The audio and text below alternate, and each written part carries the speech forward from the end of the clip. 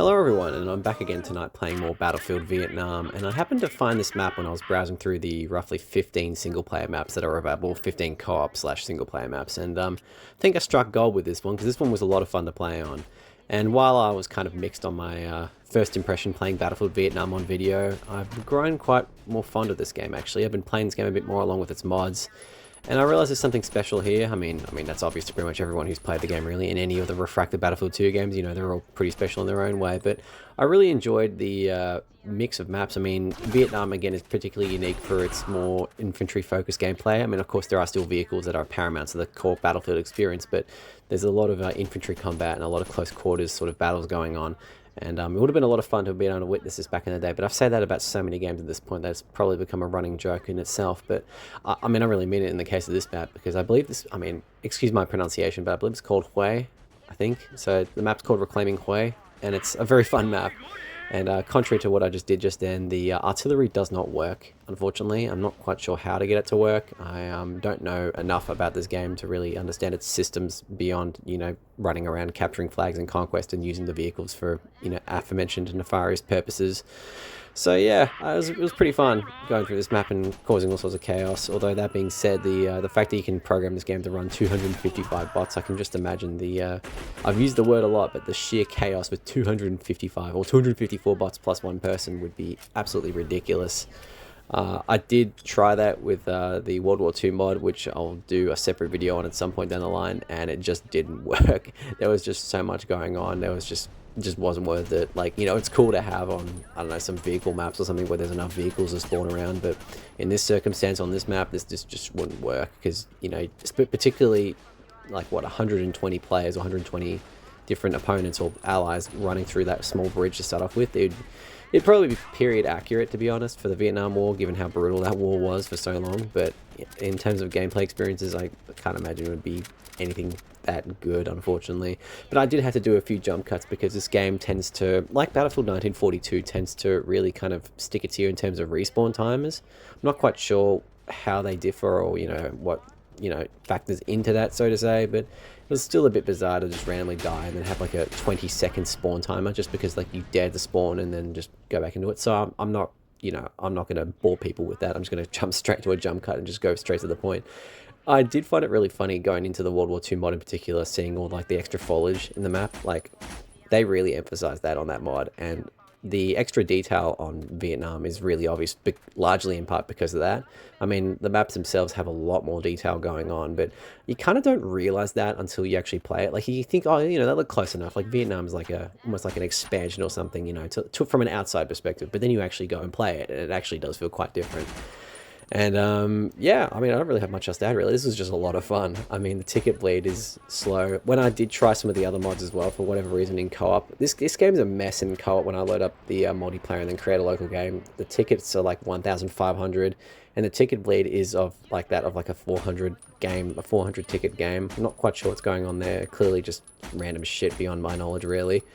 But it was it made it a little bit more difficult than I'd like to have set up, you know, co-op on a Point of Existence or Battlefield of Vietnam Arsenal, which are two great mods. I'm actually downloading another one called Homefront, which is a Halo mod, which I thought was really cool. Like, you know, there's not many mods for this game, but the ones that are there are really cool. And, you know, got to give them credit where credit's due for that. Like, you know, didn't have the big modding community that 1942 enjoyed, but there's some really cool shit still being made for it.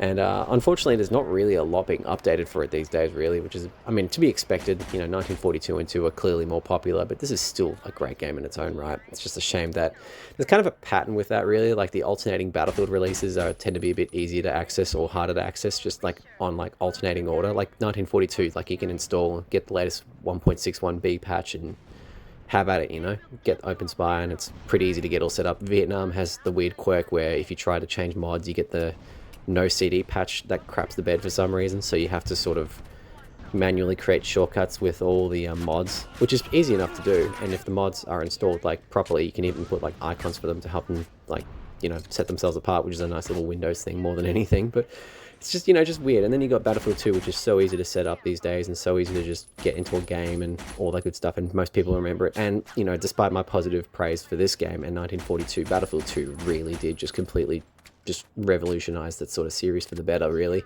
That game is as popular as it is to this day for a reason. Even if it's a niche community, it's still very popular. And thank God that artillery did not go off on my allies there. That would have, I mean, if the kicking thing worked in this game and bots could do it, they probably would have kicked me on the spot there, but good thing it didn't. But back to the whole technical thing with Battlefield, and of course there's the whole 2142 thing where the game just, I mean, I had issues with it.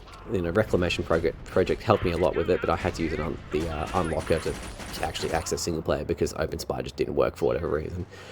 But enough about Battlefield 2142 and its other games. I wanted to go back to this. I still love the little details on how you can just change like weapons within the same class. I don't know why they didn't follow that up in other games like Battlefild 2. I know with Battlefield 2 there's the unlocks where you unlock them, but they're a bit of a grind. Like, it would have been cool to have a little bit more going on there. But, you know, I guess it was just, I don't know, I guess what they accounted for with development. I mean, it was cool enough as it is that the developers for Battlefield 2 had, like, the guys who did the Desert Combat mod with them, which is a mod that I've been meaning to play, and I will cover in a video at some point, because I feel like, you know, Battlefield 2, well, I mean, it's pretty much the case that Battlefield 2 probably wouldn't exist as it was without those guys. And of course they went on to do the Homefront games and so on and so forth, and that was particularly cool. I do wish that there were more factions represented in Battlefield Vietnam, though. Of course, there's only the 3 from what I know, or the 4. I think it's the North Vietnamese Army, the Viet Cong, the Army of the Republic of Vietnam, and then the US Army, which, I mean, you know, the Vietnam War had a lot more factions involved, and it would have been cool to have them represented. But as I said earlier, like Arsenal, actually I didn't say it actually, but Battlefield Vietnam Arsenal does have a lot more factions represented. It still doesn't have like South Korea and all them, but it still has like pretty much everyone else, really. So that's a cool little detail there, and it has vastly more co-op maps as well. And again, as I said at the start of the video, going into those mods made me appreciate this game a bit more, just because it's just a well-made game. Can't really knock it, really. But yeah, beyond that, I don't really have much else planned for Battlefield Vietnam. I am likely going to do the mod showcase for him. I mean, I've said that about Battlefield 2 and I've just completely forgotten to, but I do promise the one for Arctic Warfare is on its way, because that one will be a pretty straightforward one to do, because it's a really fascinating mod, and as I've said in another video, I remember it being developed. I remember speaking to the developer of that as it was happening and getting involved. Well, not getting involved in that necessarily, but just like being in that, it's like the discourse for that mod at the time. It was really cool. But for this game, there'd only be like a few mods that I'd probably show off, really, because some of the mods, and that's a thing in Battlefield 1942 as well, but some of them just straight up don't have bot support, which for someone like me who, well, can't really play the games online because of, you know, geographic location, it's a bit of a pain, because I would like to be able to show them off and be like, oh, this is cool, because people are watching these videos, and thank you again if you've watched this video, because I am seeing quite a few people watching these videos for the last couple of days, and it's been really nice to see people with an active interest in these games again, because, you know, while it's nice to be able to play these new games like Fortnite and whatnot, and, you know, do whatever, it's nice to be able to go back to these classics and be able to find ways to get them running and just enjoy old games for their place in time, because a lot of these games still hold up these days. Like, you know, the visuals don't. I mean, I think that this game running at max settings and running at max resolution, well, it's only 1080p in my context, but running in, you know, the highest possible visual fidelity, it still looks good, which just goes to show how much, how important a strong art style is in games, really, more than anything else. Because a strong art style can drag you into an atmosphere and drag you into immersion in the environment that you're in, rather than, you know, hyper-realistic visuals and whatnot. Not to say that hyper-realistic visuals or super-realistic visuals don't have their place in gaming, but I just got to appreciate what people were able to do with what they had at the time. I just really rate that, and these games very much push that, really, because again, people still have fond memories of them. And playing the Vietnam World War II mod reminded me a lot of 1943, and that just made me sad, because EA did not need to shut that game down. I mean, I stated in an older video that I did when I restarted this YouTube channel that people probably wouldn't like 1943 these days if they remastered it, or if they did like a 60 FPS version of it that ran on console and was crossplay and all that good stuff, because people would complain that it was too basic and there wasn't this and there wasn't that. And as much as people say that, you know, they want a simple shooter these days, I just get the feeling that people would still complain, and it's sad, because seriously, fuck EA for shutting that game down. That game was a lot of fun, even if I had poor ping. It was 3 maps. People just dicked around. It was a classic Battlefield experience. They really didn't need to do that. That game is forever lost to time. And there's still plenty of videos. I mean, I did videos of it, and I'm happy to have that game on my 100% completion list with achievements, but still kind of doesn't hit the same that I just can't go back on there and play it from time to time. At least you can with this game.